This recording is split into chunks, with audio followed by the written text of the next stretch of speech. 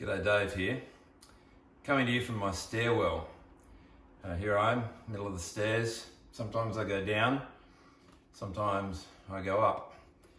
When I go down, I usually have to come back up again. When I go up, I usually have to come down again. I go up, I go down, I go down, I go up, down, down, up, down. And that's just the nature of living in this house. It's up, it's down, it's up, it's down, it's down, it's up, it's down, it's up. Let me read to you from Ecclesiastes.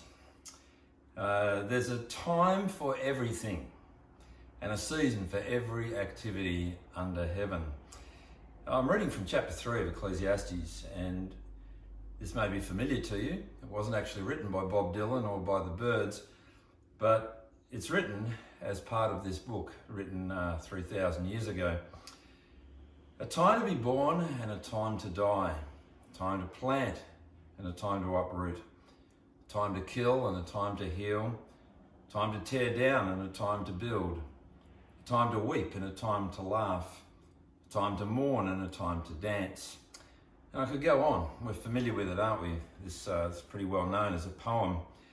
And Ecclesiastes examines time. It actually looks at the puzzle of time and what we make of the time that we're in. It seems like time is it's a commodity we're getting less and less of. People are saying that they're always time poor, at least in my part of the world. Time speeds up. The older we get, the quicker we get from one birthday to the next. And in chapter 3 of Ecclesiastes, there's a picture of time. It's kind of like time is a pendulum. So you're going tick, tock, tick, tock. There's a time to live, there's a time to die, there's a time to build, there's a time to tear down.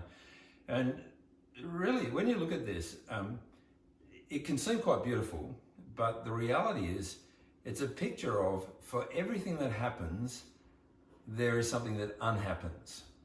For everything that you do, there's something that gets undone. And I want to have a look at this with you, and really, dissection is not the way to appreciate poetry, it's by listening. So I'll continue.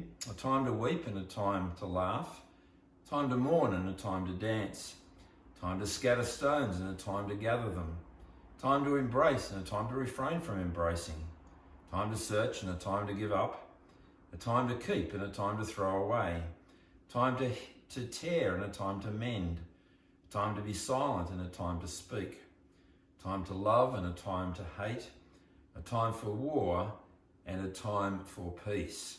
You get the feel, don't you? There's this ebb and flow of life. There's this and then there's that. There's that and then there's this. The different seasons are appropriate times for things. There's an appropriate time for sitting. There's an appropriate time for standing. There's a time to speak up and there's a time to be quiet. There's a time to laugh and a time to cry. Laughing is not normally something that you do at a funeral, but crying, it's appropriate to be crying. And there's something beautiful, isn't there, about something at the right time. Maybe after a rainstorm, and we can wander down the beach and see a beautiful rainbow, and you just think, yeah, it's so apt. It's just the right time for that. Or seeing a sunset, or maybe it's just sitting, enjoying a really nice coffee and listening to some music. And there are things that you go, yeah, that was just the right thing for that particular time. But there's also, when you stand back, a problem with time here. Because this pendulum thing, it highlights the fact that things just don't last. There's a short time for this and a short time for that.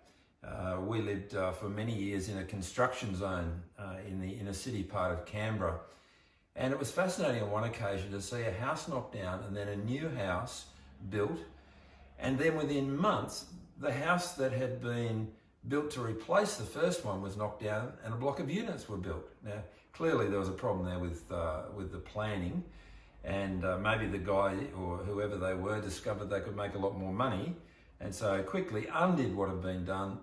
But then when you looked around about, there were always things that had taken great energy and great effort to build being torn down around about us. And that's a theme of this book of Ecclesiastes. Things are temporary. Things don't last. Even we don't last. But have a look at this in verse 10. I have seen the burden that God has laid on the human race. He's made everything beautiful in its time, and he's also set eternity in the human heart, and yet no one can fathom what God has done from beginning to end. Yes, things are temporary. Yes, they come and they go. Yes, they're short in their lifespan, but God has actually given us a taste of eternity. It says that God has placed eternity into the human heart. We long for things to last. We long for things to still be there, to endure. And the reality is that there's something deeply unsatisfying about things that are there one day and gone the next. Eternity in our hearts. God has placed eternity into our hearts, and we get a sense of that. We get a sense that there's got to be more to life than just this. That we hope that maybe one day we might be able to make sense of things, that at the moment, whilst we can't see the beginning from the end, we'll be able to look back and we'll be able to see what it is that God is doing. Friends, I want to encourage us to keep looking again at this book of Ecclesiastes, because if God has set eternity in our hearts, and if he's done so that people might reach out to him and find him, then it would be a shame to miss out. Thank you.